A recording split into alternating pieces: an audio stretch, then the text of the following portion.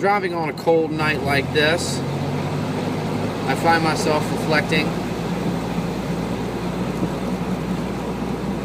on Christmas, 1944, small little Belgian town of Bastogne, where the 101st Airborne, low on ammo, food, water, no winter clothing, is facing certain annihilation by a German army that surrounds them, and they find themselves outnumbered 20 to 1. And when the German commander called for the unconditional surrender of the 101st Airborne and Allied forces in Bastogne, the Allied commander replied with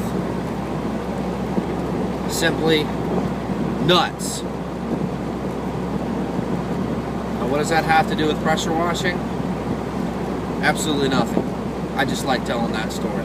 I'm Rob Tiller with Banda Exteriors, adding value by subtracting dirt and grime.